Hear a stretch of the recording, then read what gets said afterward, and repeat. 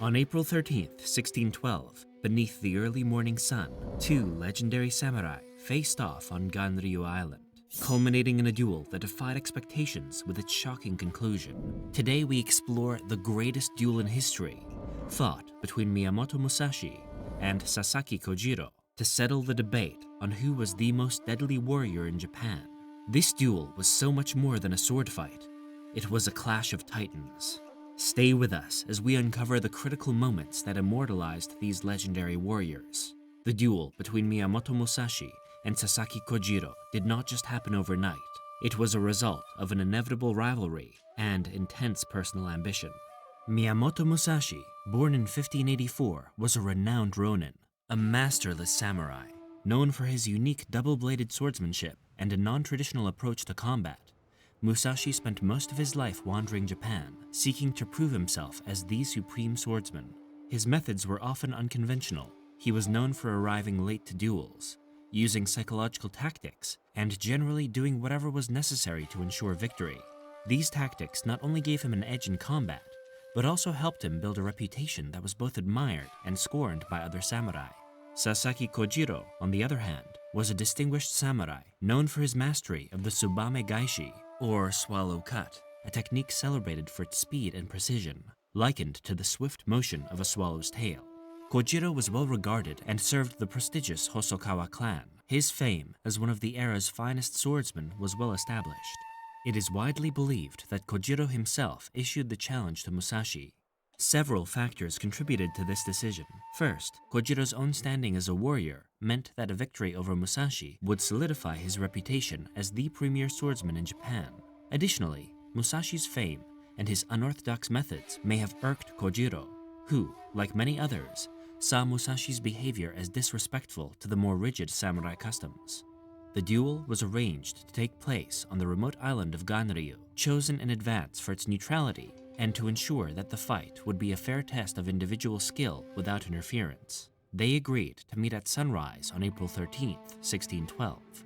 The backdrop sets the stage for one of the most anticipated duels in martial arts history. This duel wasn't merely about winning or losing. It was about validating the life's work of two legendary warriors in a single meeting. Failure was not an option, for the loser would pay with their life and legacy. The morning had arrived, and the long-awaited duel between Miyamoto Musashi and Sasaki Kojirō would finally take place. The event was marked by tension and a palpable sense of anticipation as two of Japan's greatest swordsmen prepared to face off in a battle that would prove their skills to the world. Kojirō arrived first and on time, proving his reputation as an honorable warrior to the audience waiting in anticipation. Kojirō was the premier samurai, a pure reflection of the Bushido code and samurai prestige. Musashi, known for his unconventional tactics, chose to intensify the psychological aspect of the duel by arriving by boat significantly late. This was a deliberate move, aiming to unnerve Kojirō and gain a mental advantage before the physical confrontation even began. Surprisingly, when Musashi finally appeared on the beach, he did not carry a traditional katana. Instead, he wielded a wooden sword, which he had carved from an oar during his journey to the island. Kojirō, who had been waiting since dawn, was visibly irritated by Musashi's tardiness, a reaction that might have played into Musashi's hands. As Musashi exited his boat onto the beach, the tension could almost be felt in the air. Kojirō, eager to demonstrate his superior technique, advanced on Musashi to set up his signature strike. Musashi proceeded to outmaneuver his opponent, but Kojirō was eager to strike Musashi and chased him. As they scrambled for dominant positioning, Kojirō found his distance and attempted to strike Musashi down with his signature move.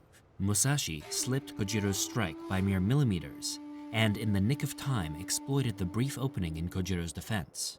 With a well-timed and precise strike using the unexpected length of his wooden sword, Musashi struck Kojirō down and decisively ended the duel, leaving onlookers in shock over the sudden conclusion. The duel was intense and brief, with both participants displaying remarkable skill and determination. Musashi's strategy involved maintaining a defensive posture, carefully observing Kojirō's movements, and waiting for the right moment to strike. The duel itself was a stark display of contrasting styles, Musashi's innovative and psychological approach versus Kojirō's commitment to traditional skills and techniques. Each move was a test of their training, reflexes, and strategic thinking, played out in a few tense moments. In the aftermath, the outcome of the duel left a lasting impression on those who had witnessed it and heard of it. The encounter between Musashi and Kojirō was not just a demonstration of physical prowess, but a deeper contest of wits, philosophy, and the samurai spirit. The events of that day on Ganryu Island became a pivotal episode in the history of samurai duels, remembered for its dramatic build-up and swift, striking resolution. The duel between Miyamoto Musashi and Sasaki Kojirō on Ganryu Island not only marked a significant event in the history of samurai combat, but also left a profound legacy that has resonated through centuries. The aftermath of this duel had lasting effects on Japanese martial arts, culture, and how samurai values are perceived globally. Musashi's victory over Kojirō was seen not only as a triumph of skill, but also of strategy and mental fortitude. His ability to blend psychological tactics with unparalleled swordsmanship redefined the ideals of martial competence in Japan. Musashi himself became a legendary figure, often celebrated as the epitome of a deadly swordsman. His life and the strategies he employed during the duel influenced countless generations of martial artists who studied his methods through his book, The Book of Five Rings, which explores the strategy, tactics, and philosophy that extend beyond mere combat. The duel also highlighted the shift in martial arts from merely focusing on technique to incorporating a broader understanding of timing, psychology, and environment into combat strategy. Musashi's approach, which involves winning a battle before it even starts, has been analyzed in various military, business, and competitive sports strategies worldwide. Furthermore, the story of the duel has been immortalized in many forms of Japanese media and culture, including literature, film, and theater, portraying the epic clash as a cornerstone of samurai lore. These portrayals often depict Musashi and Kojirō not as warriors, but as philosophical figures, representing contrasting views of life and combat.